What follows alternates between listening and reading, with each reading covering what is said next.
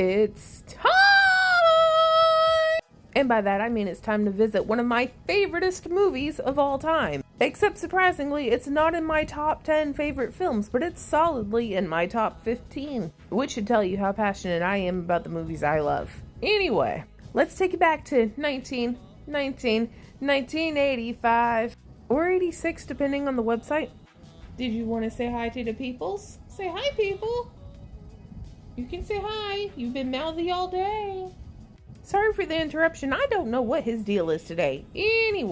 Anyways, My Chauffeur is a movie from the 1980s starring Deborah Foreman and Sam Jones. I didn't look up anybody's names, so I don't know what Deborah Foreman was also in. And Sam Jones, I don't know if this is the same Sam Jones, but I think it's the same Sam Jones that snorted a whole lot of pure Colombian Bam Bam at that house party and then put his head through a wall in the movie Ted. But also, this is the movie where Penn and Teller got their, film start, albeit not in the best way.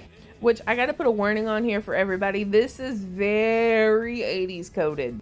Which means it is very difficult to apply your same standard of ethics to this movie as you would modern film. Do with that what you will. But moving forward. So Casey is a dishwasher until she gets a letter from a man named Mr. Witherspoon who has hired her onto his limousine services, and she becomes a chauffeur. Which is a big deal because she is the only female chauffeur in the industry. And she's basically iced out by all the chauffeurs except one of them. But because she is very unwelcome, they keep giving her the bottom of the barrel jobs. Like she has to fight with a rock star to get him to his concert in time, and all his groupies, who she actually has to pull over for because they steal an old lady's panties. And then there's this big asshole guy who fights with his girlfriend, and then they break up in the car, and he gets hella drunk and runs around naked in the park. But she doesn't know where he lives, so she has to take him back to her house, and he sleeps in her bed with her in it, but just to make sure he didn't die. And they keep re-meeting because he's supposed to go 300 miles up the coast, and she's supposed to drive him, but the Rolls Royce overheats, and then they have to walk that's 25 miles in the desert to the nearest house, where they have sex in some random person's house. But the random people were really very nice, and he wants to marry her, but she keeps saying no, mostly because she has no idea what the hell his name is.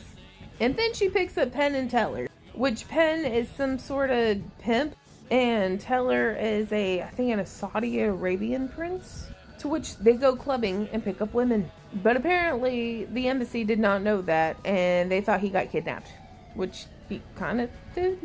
But she got fired. But then the guy shows up and he's like, I can get you your job back. It's time you meet my dad. Come to find out, his dad is in fact Mr. Witherspoon, the man who hired her.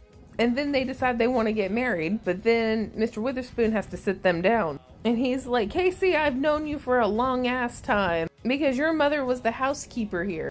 And one time I had sex with my housekeeper, and then you were born, which would make you two siblings.